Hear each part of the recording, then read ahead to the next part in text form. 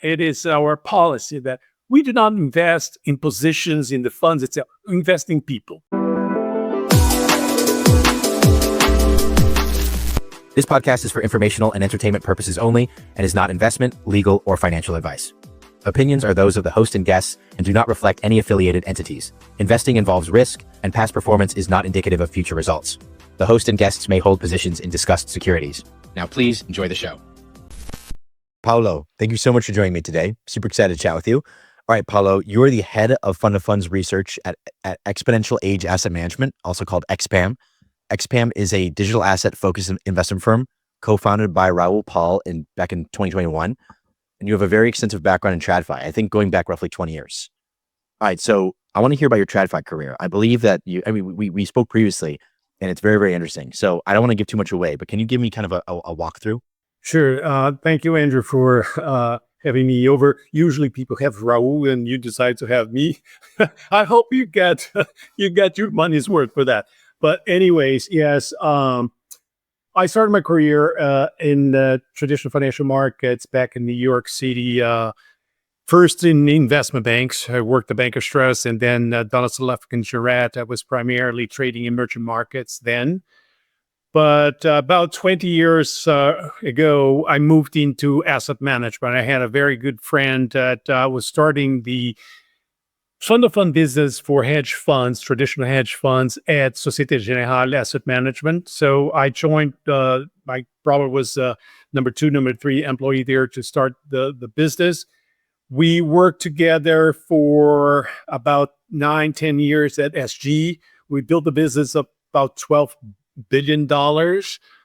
Eventually, a group of us left together and set up our own firm, another fund of funds business, a company called Nexar Capital, which we grew primarily through acquisitions. It wasn't really fundraising, it was acquisitions of other fund of funds. And we ran that for 4 years, and eventually a Swiss private banking called Union Bancaire Privée, UBP, which at one point in time was the largest investor in hedge funds in the world, acquired our company, and I stayed with them for 4 years until I found crypto.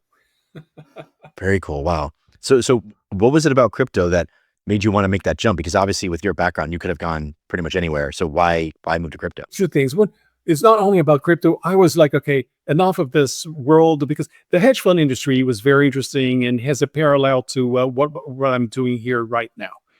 Because when I started, the hedge fund industry was established, but not as established as it became in the 2000s, post 2010. And it was at that time you have probably, I would say, 300, 400 hedge funds around the world, but they were all concentrated around New York City, Greenwich, Connecticut, and London. That's the only place you had to go. And for investors to come into the hedge fund space, they needed someone who understood those managers. They understood the strategies. So as a fund of funds, that was the first entry for a lot of investors, a lot of high net worth investors, and also for institutional investors. Because think about you having to talk to 200 managers or more. You have to understand their strategies. You have to do due diligence on them. You have to run background checks and all those things. That's what we did for them, and we were very successful. As I said, we built a business from $0 to $12 billion at Société Générale, and then eventually at our company, we got to be $3.5 billion. But that was the service that we were providing. And that service is very valuable, was very valuable at that time.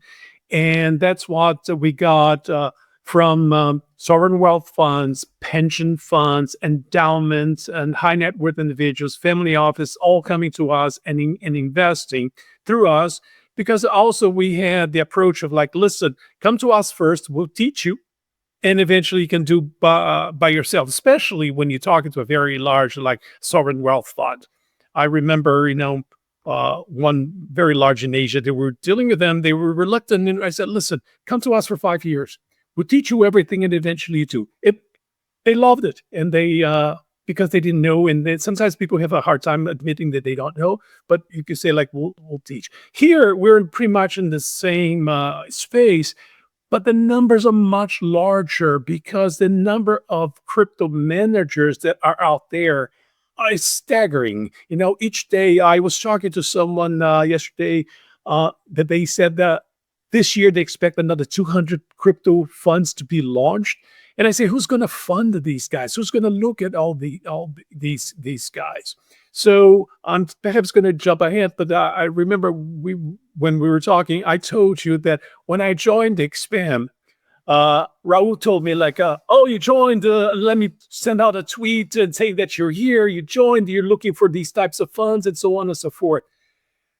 Within a week, we had 500 responses, 500 plus responses. So imagine that was over 2 years ago.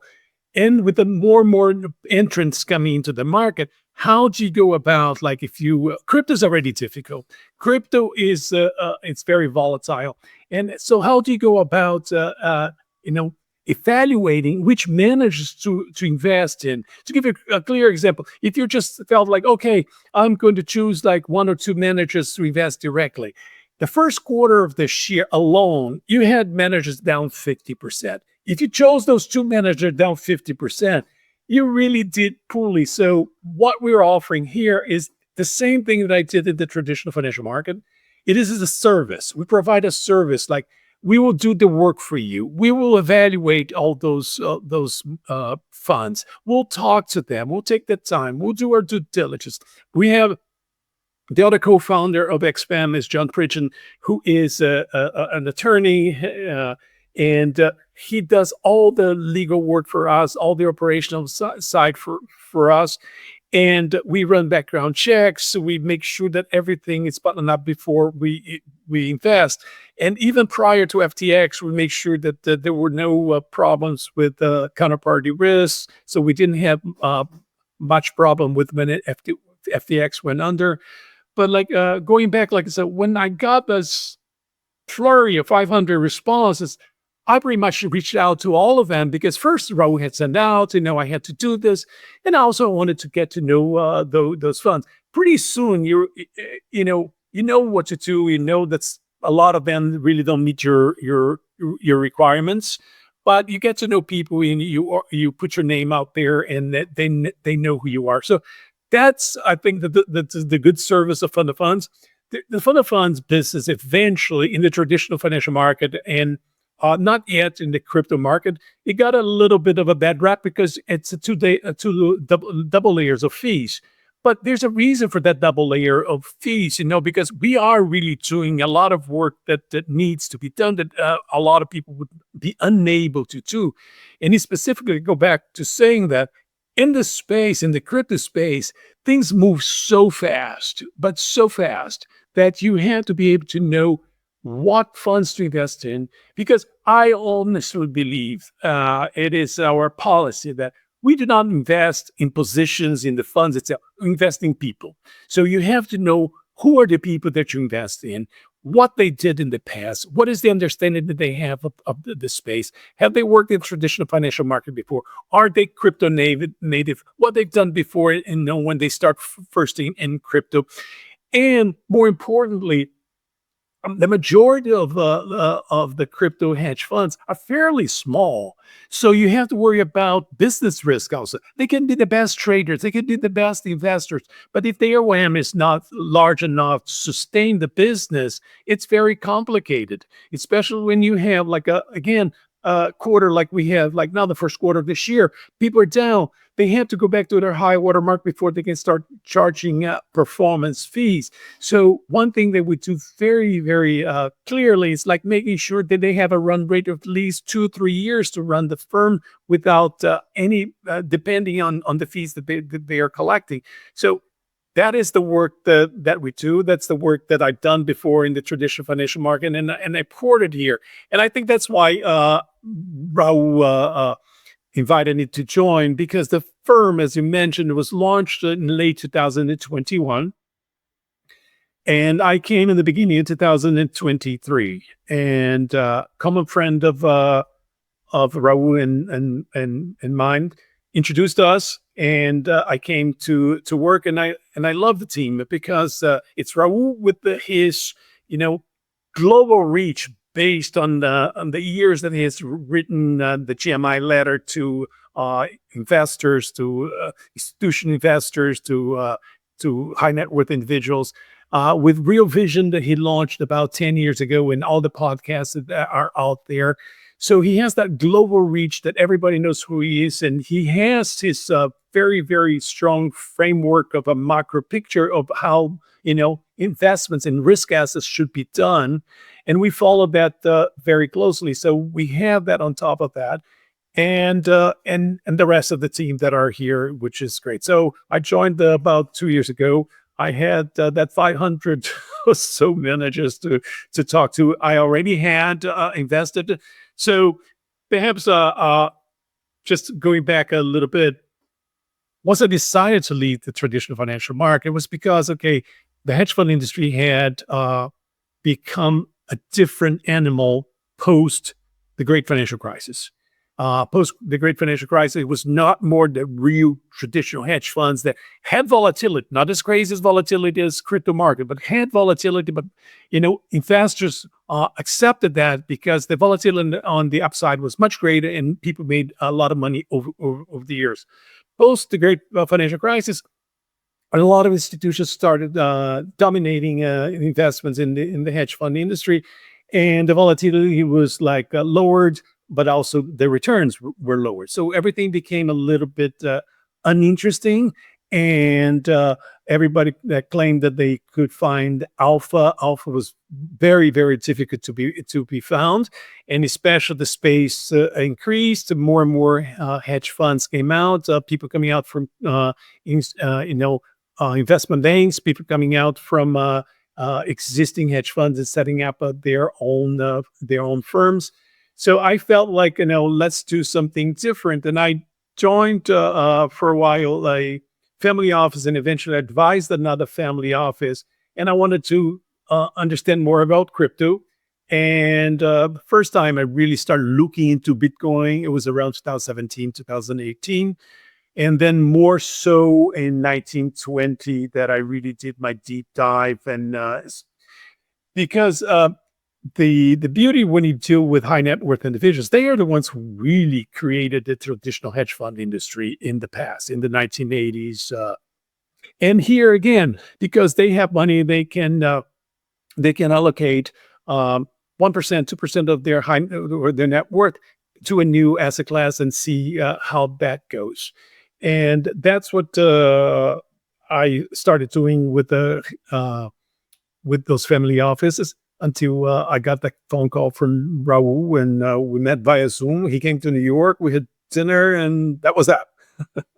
That's amazing. Okay, so yeah, so would you say that the alpha within the traditional, like TradFi, I've heard some people claim that alpha is gone. It's better just to index, unless you're with a Citadel or one of these top tier managers, which is almost impossible to actually get access to. So the alpha has just almost decayed completely in TradFi. Therefore, crypto represents this brand new area where it should be alpha rich for the next, 10, hopefully longer years. Yes. Yes, I agree. I think alpha has really decayed in the traditional financial markets. I would not say that just by indexing or investing in an ETF, as Warren Buffett suggests, it's better.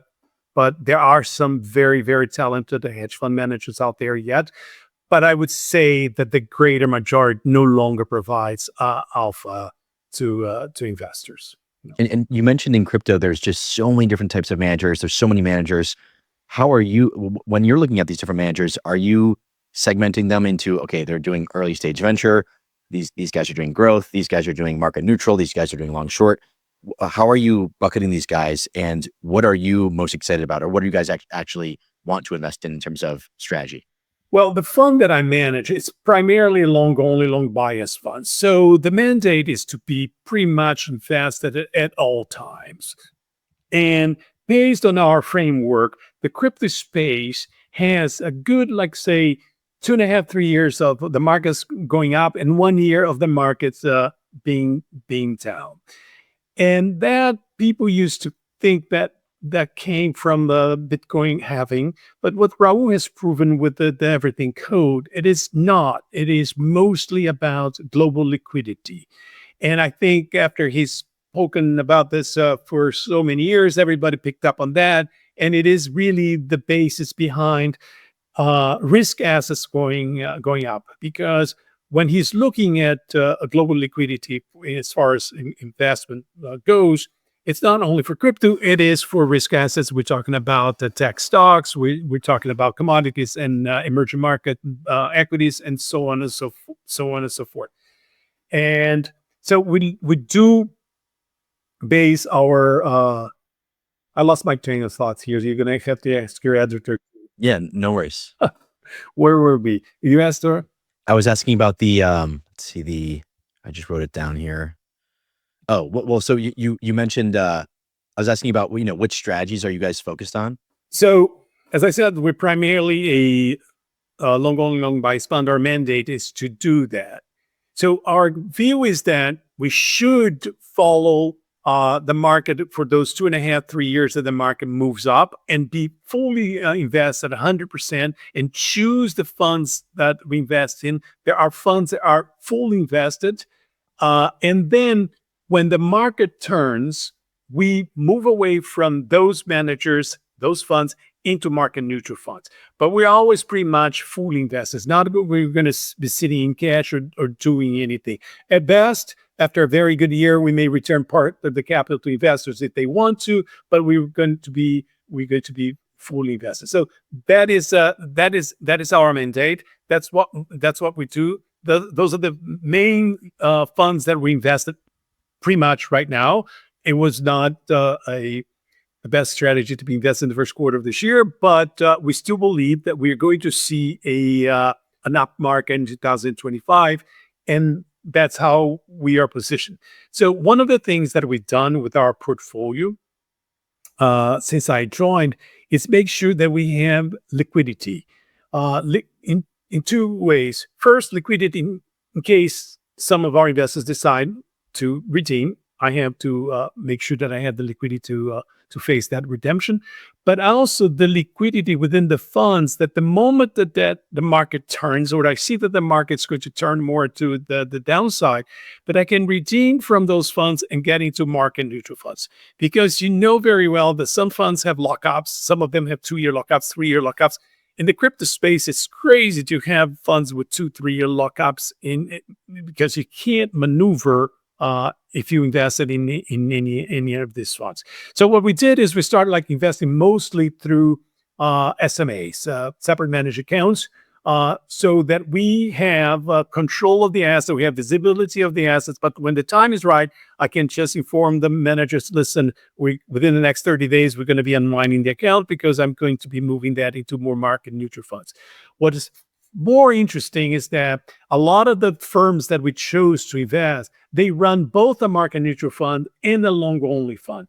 So for me, it's fairly easy. So only to move from the long only fund that I'm already invested into their market neutral fund and eventually switch back. That makes my life a lot easier. But for those that do not run a market neutral fund, all I can do is it's time for me to redeem, and I will go into another manager for the period of time that we believe the market's going to be down, and eventually switch back. Because by doing this, you avoid having drawdowns like we had in 2022. Because when you have drawdowns, and we have funds that have drawdowns minus 80% to minus 70%, getting back to higher watermark is very difficult. It's very painful. Some of them who suffered those drawdowns in 22 have made their high watermark in 23 and 24, but it is painful, and that's what you want to avoid. So in answer to your question, I primarily look at two kinds of funds. Those are long only, long bias. They can be discretionary, they can be high frequency trading funds, and market neutral funds. But my fund of funds, it's primarily a long bias, long only fund.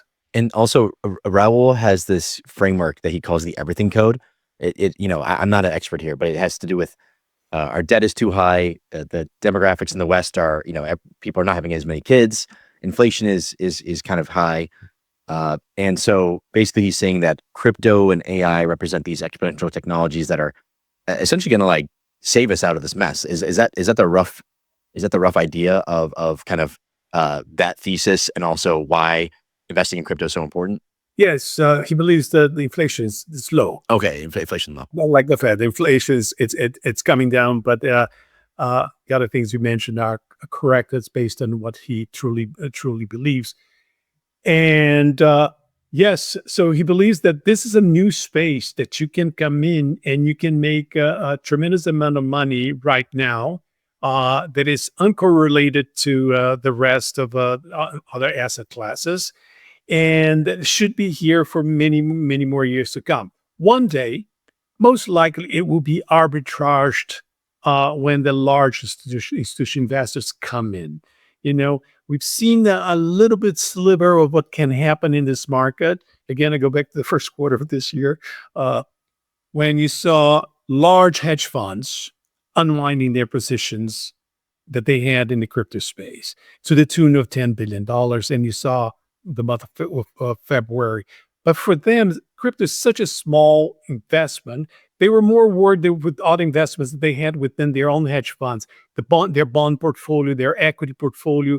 And they decided, okay, let's de-risk our positions. And they got out of crypto.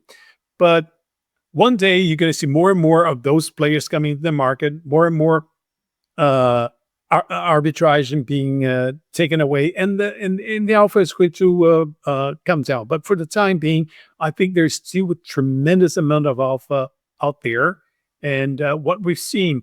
So to give you an example, our fund was up 108% in 2023 and 56% in 24. Okay, good numbers.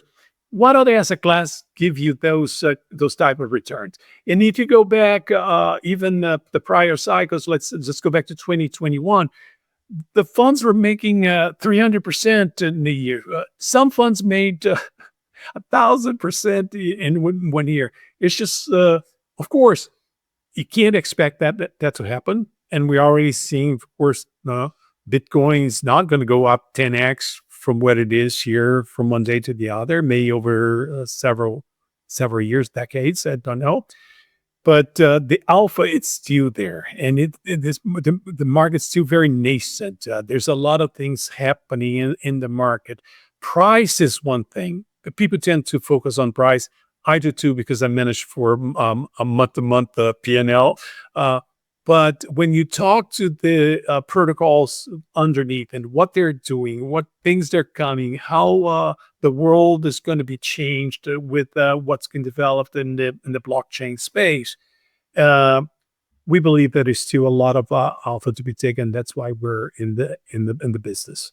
Can you give me a look through the initial filtering of, you mentioned like when after Raul tweeted, there was like, I don't know, 500 managers that came inbound to you guys. What are the initial filters? Like, okay, your AUM is too big, it's too small. We're looking, your strategy is a venture fund. We're only looking at hedge funds. Like, can you give me those couple filters that you look at? We look at everything, but for instance, AUM being too small is not a big deal because they can open and manage accounts with them. So to give you a clear example, we had a fund. They already managed a market neutral fund. So they had $70 million in market neutral fund. So the firm was solid. So that's what I want to see. Is the firm solid? Do they have enough money to pay their employees? Do they have enough money to grow? And so on and so forth. Yes. But they decided to launch a long-only fund. And this is a high-frequency trader fund. They trade 10,000 trades a day. And they only had like $2 million in the long-only fund. Okay, I came in and wrote a check for $5 million, but it was like my own SME. I controlled that. So I don't have a problem as far as the AUM if the firm itself it's solid. That's what I mentioned in the past. So for us, there are two things that are fundamental. One, the people you're investing in. So as I mentioned, we invest in people. What they've done in the past, what their careers, we check their backgrounds. We try to find people around who've known for him in the past, who are background checks, and to make sure that, because You really want ethical people behind the people who know what they're doing. We understand the fund that may be down 1 year. It happens. It happens with the best managers in the world. It happens. But if you understand why they were down and they were really doing exactly what they told you that they were going to do, they didn't change midway the strategy and try to improvise into something different. So people. The other one is is the firm solid? Because especially in the crypto space, uh, as we mentioned, uh, the AUMs are not large enough. So what do you do when you have 2 years, years like 23 and 24, coming out of a very difficult 22?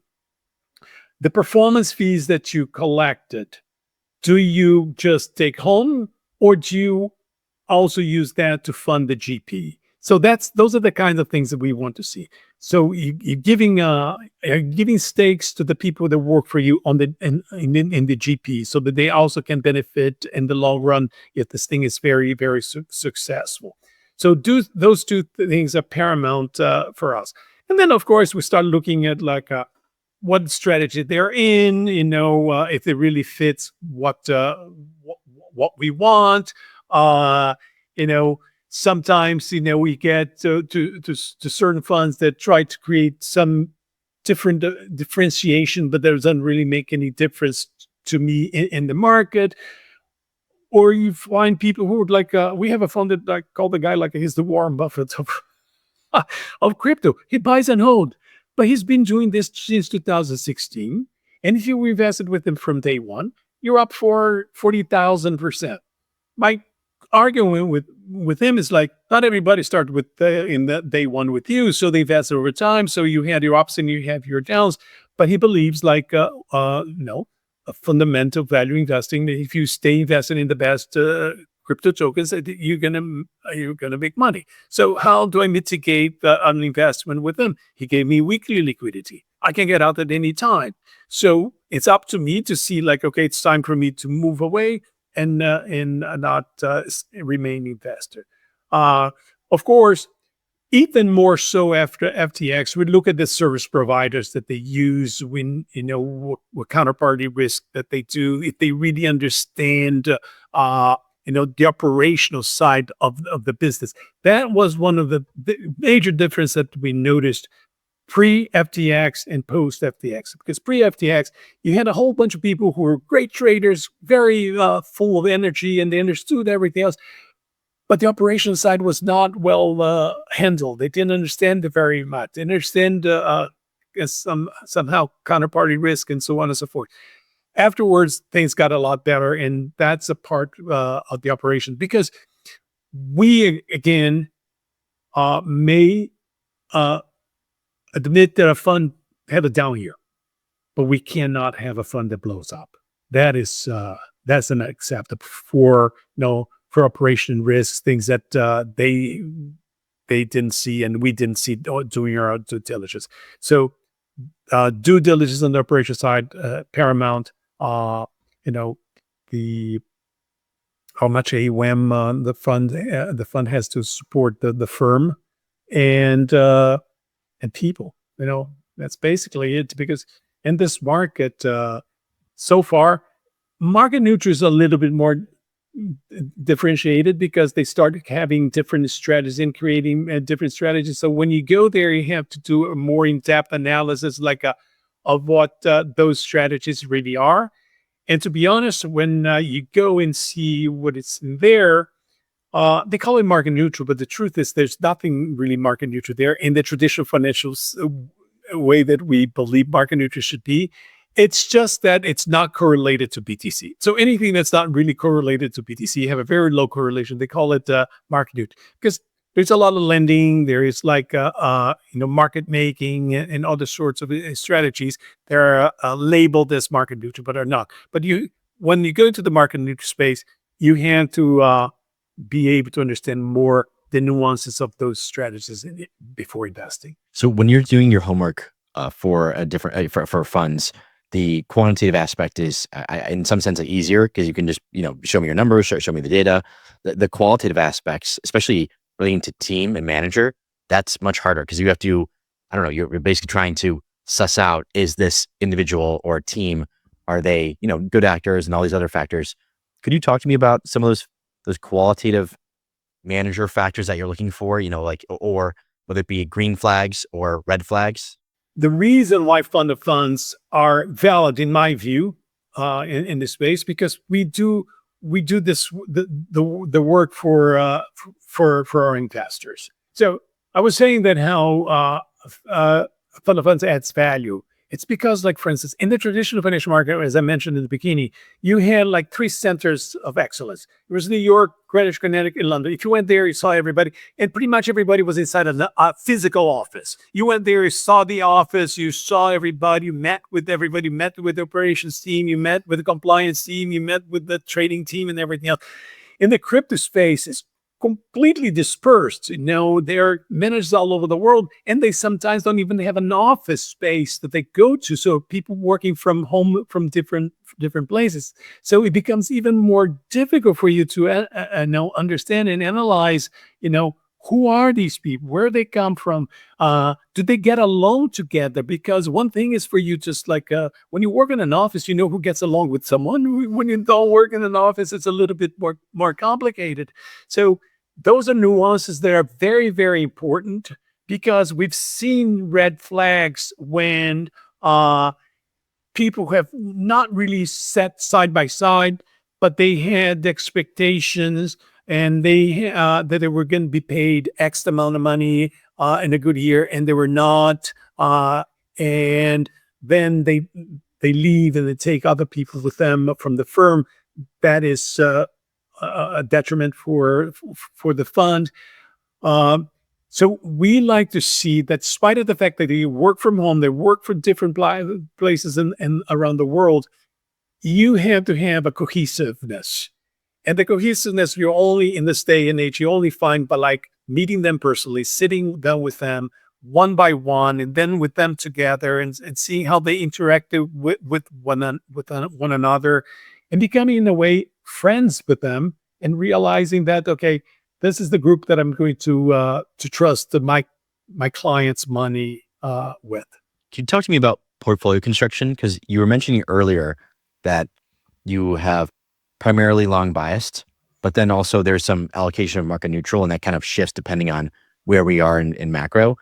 What is like the standard? Is it, 80-20, 80% long bias, 20% market neutral? And then that maybe that market neutral increases over time, or, in times of volatility? Or can you break down the rough portfolio construction that you guys create? So I'm going to go back, like, based on the macro framework that we have, and Raul likes to talk about in terms of seasons. So during the spring, the summer, and the autumn seasons, we tend to go 100% long only. Very little, if any, market neutral funds. When the fall season is getting to the end and the winter is coming, then we will move into market neutral funds. We cannot say that I can move the full 100% into market neutral funds. In some cases, because it may be that I invest in a fund that has a 1-year lockup, so I have to residue that I cannot move on. But we keep a very close tab on our liquidity. So as an example, for the end of 2024, within 90 days, I could move 90% of my funds into market neutral funds. So that is what I want to maintain. So perhaps the 10% is still invested in long only, not a big problem, but I want to move everything that I can into market neutral funds. And the fund itself, also the fund of funds itself, by the bylaws, allows me to sit in cash for a while. And the cash for us, it is USDC during a crypto winter. But during the spring, the summer, and the fall, if I have cash coming into the fund, I do not sit in USDC. I don't sit in dollars. I go into Bitcoin or Ethereum. At one point in time, we haven't invested in Ethereum in a while, and perhaps a little bit of Solana, because my mandate is to be fully vested. So that money came in because perhaps I had an inflow of money coming in, and I haven't allocated to the underlying managers yet. If that money is within our, call it our treasury, it will be sitting in invested in uh, mostly Bitcoin. Are you, because of that, what are you benchmarking to? Are you benchmarking to Bitcoin or to some sort of crypto index or even like a TradFi index? To be honest, I think in the beginning, not only us, but everybody else kept saying that our goal is to beat Bitcoin over a long period of time. It's becoming very difficult. I know, in in all honesty, but also what we do is like we forgot about like let's not benchmark as against Bitcoin. There are some and this is the CCI 30 and a few other instances that we do look at and we benchmark. If you look at our monthly letter, we use those. We use the S&P also as a benchmark because it's risk assets. We look at the Nasdaq as risk assets to do some sort of a benchmarking. But what we're trying to do is really just saying that this is a new asset class that if you invest in, and if you have the time in the stomach, because to the volatility, it will deliver you tremendous returns over an extended period of time. So Bitcoin now has its own ETF. So does Ethereum. Pretty much, Solana should have one soon. And you can go directly and invest there. So right now we're talking to a very large institutional investor who wants to invest a decent amount of money with us. And we were discussing with them, and he said, all my internal people are kind of like say, why don't we just invest in Bitcoin? So like, why don't you do half and half? It's much easier to do half in Bitcoin. You buy an ETF, it's easy to do this, and the rest to invest with us because what we see the investors that came to us, it is investors who believe like, listen, there's a new asset class out there called crypto or called blockchain. I don't understand much about it, but I keep hearing all about this asset class. I keep hearing about like the tremendous returns that the Stokers have done. I'd like to be involved into this asset class with a certain amount of money. So we always tell them like, invest like 1%, 2% of your net worth, and that's it. And let it roll. That 1% or 2% is going to become 5% of your net worth one day, and see how it goes. But at least you have a foothold, and that's what we are seeing. Lucky for us, most of our LPs have that mentality that they're here for the long term. They put money to see how this space is going to develop, and because again, it's a volatile space. It's not an easy space to invest in. So we like to manage this way. Have you noticed a correlation between the geographies or the areas that the managers that you guys are investing in where they physically are, I guess, living? Is it because you mentioned before, it's like in the olden days, it was not olden days, but traditional hedge fund days, New York, Greenwich, London. There's just like three main cities. Now you said it's dispersed, but have you noticed that, hey, most of the managers that we're actually investing in are actually in New York or in, San Fran? Well, in this case, it is by choice because I have to say that I've spoken to managers all over the world, and they are absolutely talented everywhere. So people in Durban, South Africa, people in Bangkok, Thailand, people in Singapore, people in Australia, people who were like in Latvia, everywhere. But by choice, we chose the United States and Europe because we have presence in the United States, we have presence in Europe. And we want to be close to those managers. We want to be able to conduct our due diligence on those managers. We want to be able to have a follow-up on a monthly basis with those managers. I do not get to Bangkok every month. I don't get to South Africa every month. And even if you can do by Zoom, it is not the same thing. So that it is honestly by choice. But I have to say that unlike the traditional financial market, the hedge fund space, you find talent everywhere. Brazil, Argentina. You speak to people everywhere. They're and real a lot of talent. Because there's a lot of crypto native people that came in. They came in young. They understand the tokens. They run nodes. They stake. They participate in all those in chat rooms in what's going on with the. They interact with the teams of the protocol teams, and unlike the hedge fund industry, which does have some hedge fund conferences, but it's mostly a marketing tool for people to raise money. You have all those conferences in the crypto space, which just finished Token 2049 in Dubai with so many people.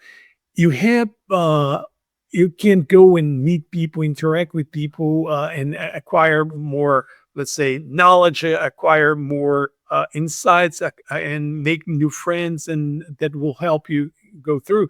So it is really dispersed around the world, but ours, it was purely by choice. By choice, we chose to be around where we can see these people personally. Like we host an investor day every year. It's usually in Miami. We invite our managers to come in and to participate. I run a panel with them, ask questions, allow our investors to ask questions.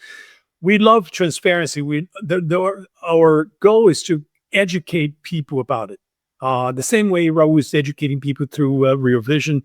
Here through Expaam, we're educating people through investing in the crypto space. So if you go to our website, I've run like a few interviews with some of our managers, and they're there. You can listen to the interviews, because then it's one thing for me to explain what the manager does.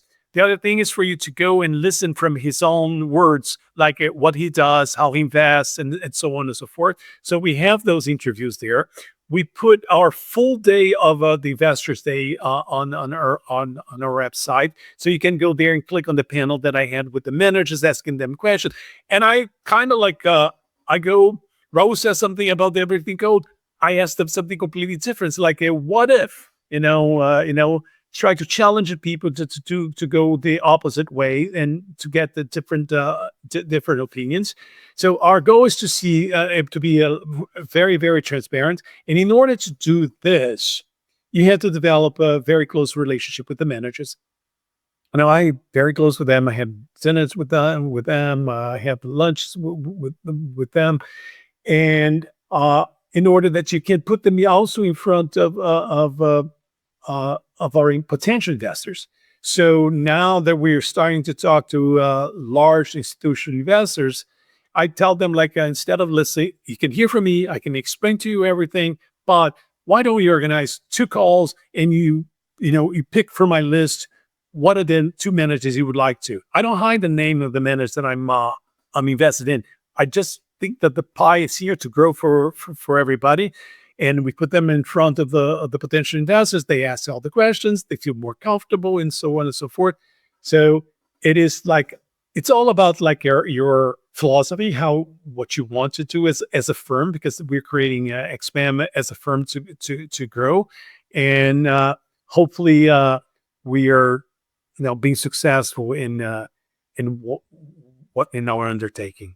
Have you noticed a correlation between the the drivers of a fund success, whether it be like, they all tend to have launched in 2022 during the bear market, or no, they all have really technical teams that can build incredible HFT technology or whatever, or is there not really one primary driver that you've noticed of a fund success?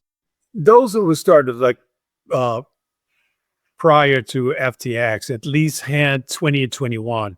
Call it luck, call it being in the right place at the right time. They raised money, and they did, because 2021, because the prior cycle was a little bit more complicated, and the ICOs in 17, and so, but 2021, if you were there and you had those 2 years on your and you came in 2 great years. As I said, some of the funds are up 300%, some funds are up 1,000%. So you made money, and let's say that It was easier perhaps because everything was going up at that time. Whatever token you chose, it went up. So you have that. Let's call it the more luck.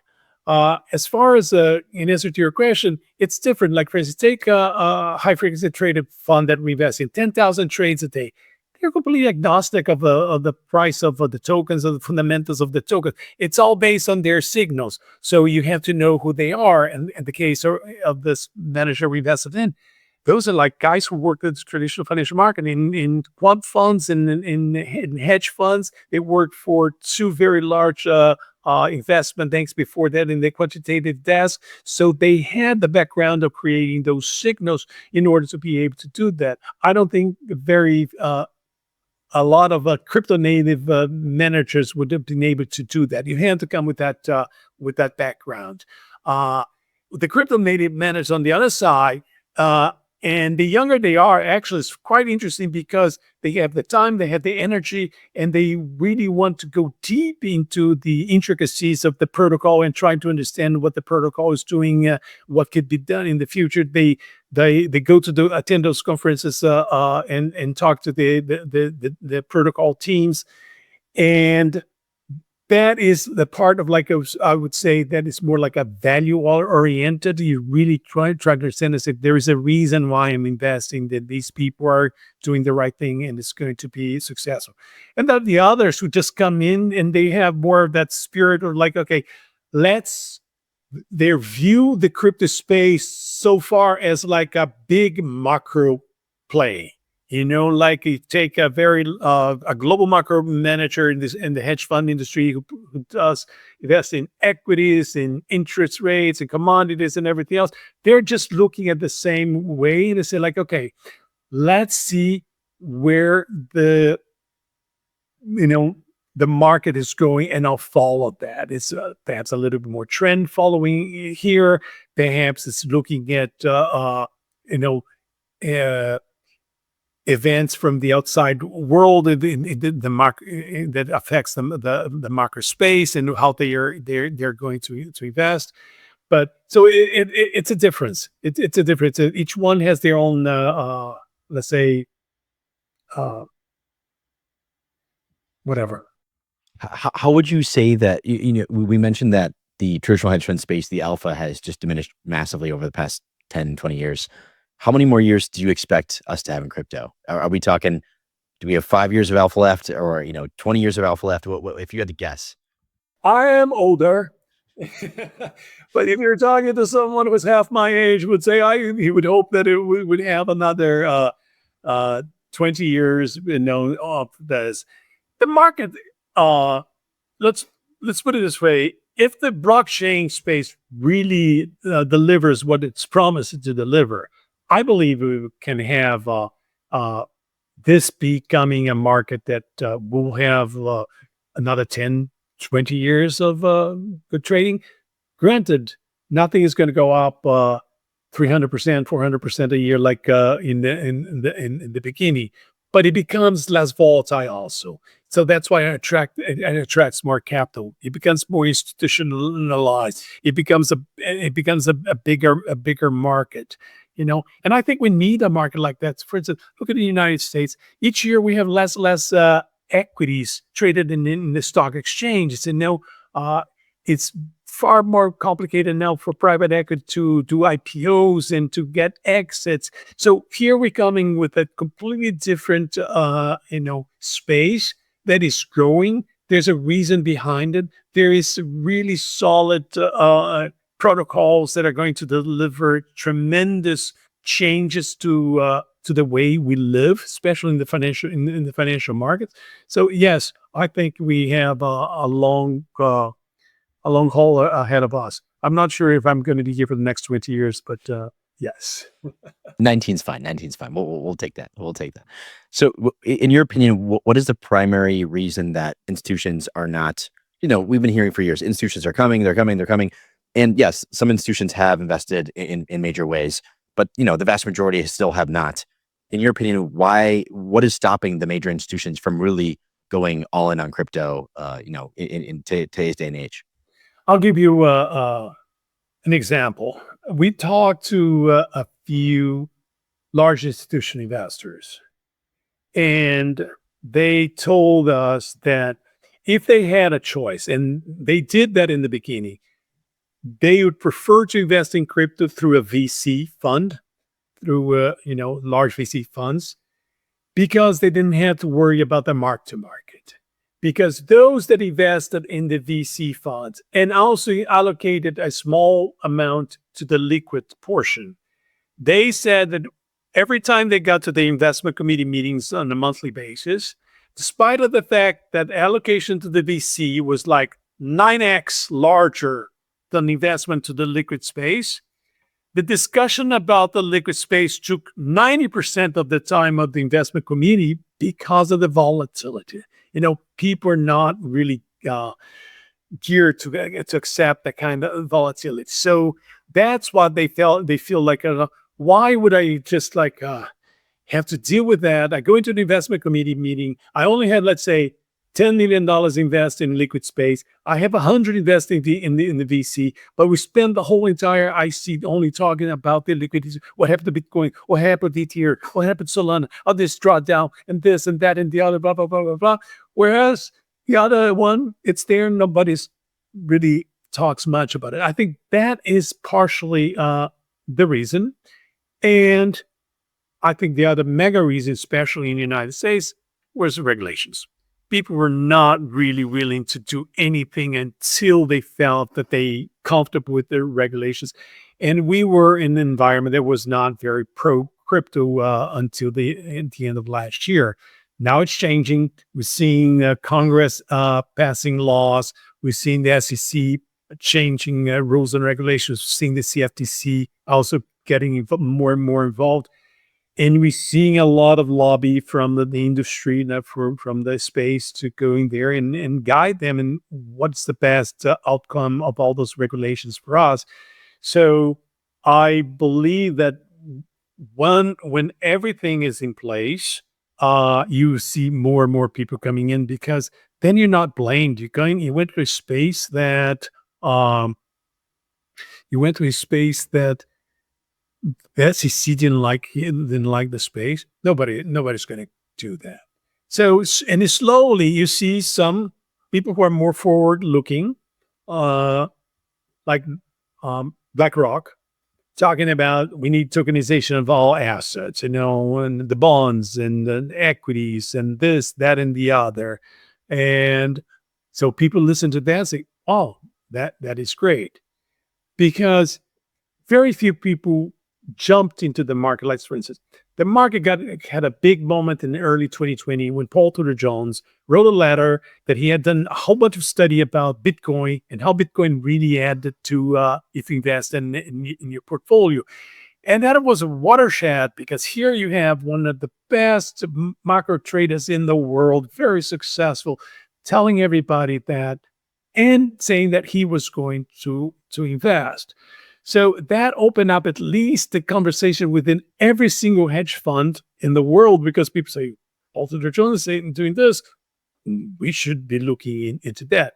And we've seen that. We've seen hedge funds moving in, especially as derivatives came in, options and futures and everything else, and they could use those and trade those. They came in.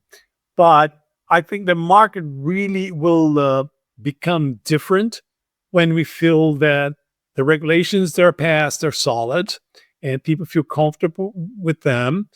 And I don't expect volatility to come down much in the near future, but I think regulation is a big it's a big help.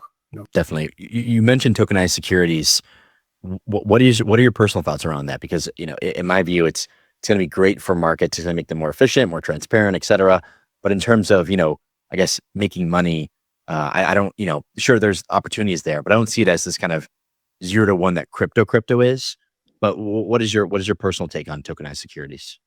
I can't say that I've given a lot of thought to it, but in theory, it's very interesting. So, for instance, today you buy one share of Apple. That share of Apple is not in your name. and you go through different intermediaries, to a broker, to the clearinghouse, and so on and so forth, and it's not in your name. It has worked so far brilliantly, but the moment that you have a tokenized, let's take an equity that you can buy and it's in your own wallet, and you own it, and you can sell it to me directly. You can sell it. We can transact 24/7 and any time, and it's in your own name. It's great. Uh, there arises another problem, which within the crypto space, the blockchain state, there's something called hacks. Then it still need to be worked out that people will feel comfortable that I have all my equities here with me, at least for the time being. I believe it is with Morgan Stanley. They're safeguarding with me. It's for me and the custodian, so on and so forth. It's not the case. It would not be the case here. But I think in theory, it's very interesting, the tokenization of asset classes. Crypto per se, there are so many advantages, things that will help. I'm Brazilian. And for instance, anytime over the last, until recently, until crypto, if I ever wanted to send money to Brazil, to my family in Brazil, it was very difficult. And then the banks became even more demanding about information about you, about this, about that. Sometimes asking so many questions, you said, why they're asking me this question makes absolutely no sense, but they were asking those questions. And then when the transaction really happened, it took time, and it cost money. About a few years ago, I told my sister in Brazil, open a crypto account. Within 30 seconds, I sent USDC to her, and it was there. It's fantastic. So you have that ability to transact worldwide. More importantly, again, take an example of Brazil.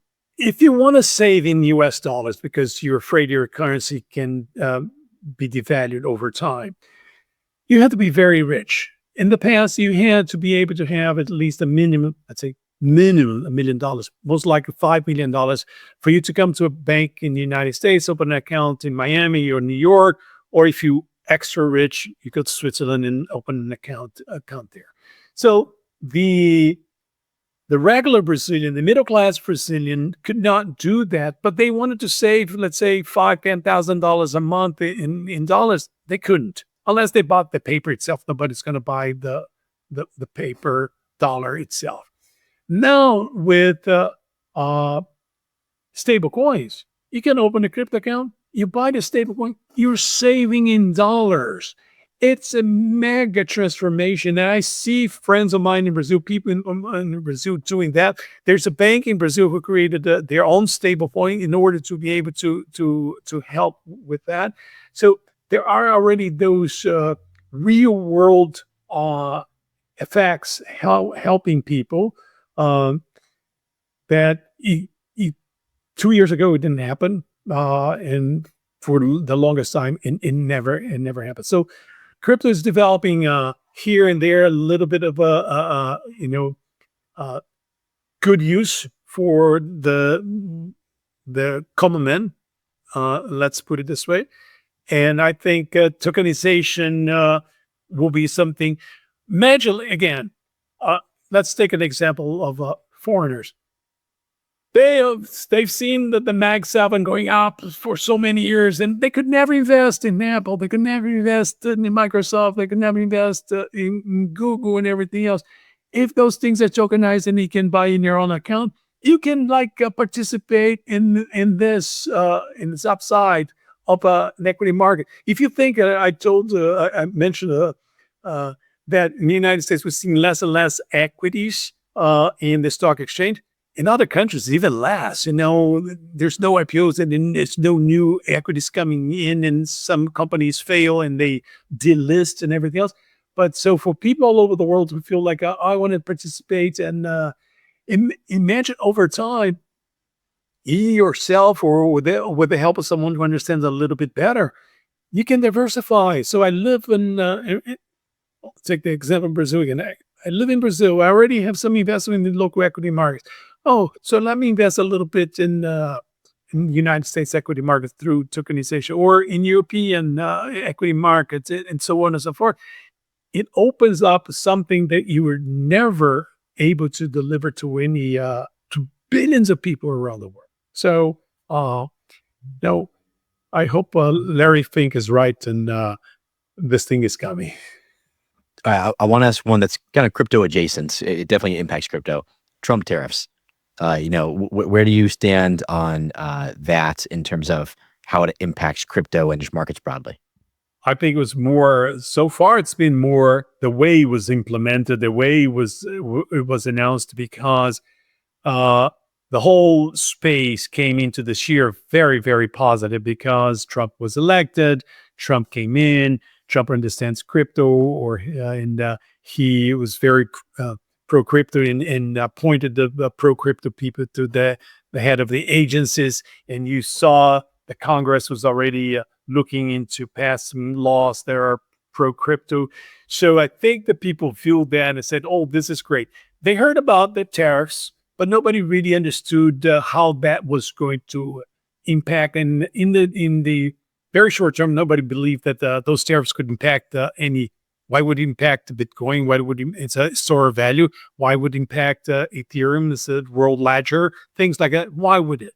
But the way it was implemented, that caused the market to suffer.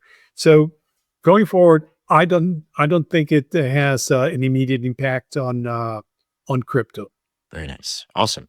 Paulo, this has been amazing. It's time for the closing questions. Okay. All right. What do you think would surprise people the most about where the space is headed? In the short term, if we don't really have a big upswing market this year, because everybody's still positioned for that and believes in that, and is expecting global monetary policy to really come into full force over the course of the next several months. So that would be, I think, a negative, expectation. In the long run, I think it should surprise people how what the protocols are developing really offer major solutions to problems that we have today in the. I'm not saying about the crypto space people, the crypto native people, but the population in general, because people do not really understand crypto. They don't know, and they don't think it has any value. But if suddenly you're having protocols developing things that it's going to change the way you live your life, I think that is going to surprise. But again, most people don't really want to understand what's underneath. They just want to click that button and make sure that the thing works for them. But if it's crypto, I think will surprise them, because until now, and crypto still have a bad rap. You go around and you talk, more people are accepting it, but they still have a bad rap. They say this thing is rat poison.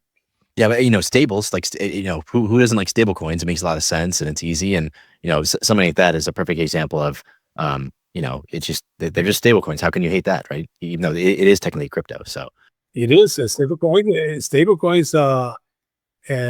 I think the Treasury Department of this country should be all over stable coins, because it would be the way to disseminate distribution U.S. treasuries all over the world. 100%. Totally. All right. Do you have a mindset or a principle that has served you well over your career? Yeah, I think just don't panic.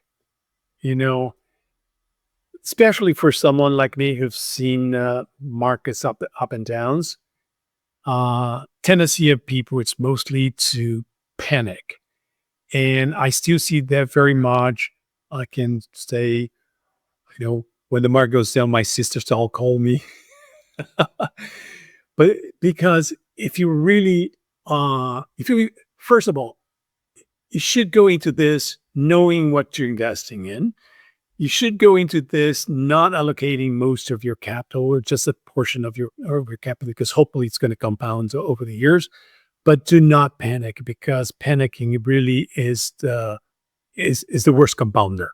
because you're going to get out at the wrong time. So I think it's hard, especially with volatility of the market, but don't panic. Is there a piece of content, whether it be like a book, a blog, a podcast, that had a major impact on you? I read everything under the sun when I was doing my deep dive into crypto. I have to say that I listened to what Vitalik was saying. I had to replay that 3 times to understand what he meant. But of course, I read a ton of books. I can't really name one per se, but I would say that the beauty of what we have today is that you can learn by yourself. You can go into the websites, you can go into the YouTube, and you find everything there. You just have to have this discernment of like who's talking what, and it's not really hype. I'm going to make a plug here for Raul Real Vision. It's really a great space for you to learn that. And he created that. And there's a crypto sleeve there that he only interviews people in the space who are very serious. So that's, I think, for anybody who wants to understand, there's nothing like going by yourself and listening to that, trying to understand, and asking the right questions. Amazing. All right, Paulo, if you had to sum up your life in a single sentence, what would it be? Love and live. I love it. Wonderful. Paulo, thank you so much for joining me. This has been incredible. Where can people find you? They can find me at Paolo@Expaam.com. And now go into our website. We're there. Connect with us. We're very happy to speak to anybody. We're very happy to answer questions. We're very happy to educate, as I mentioned before. Awesome. Thank you, Paulo. Thank you, Andrew.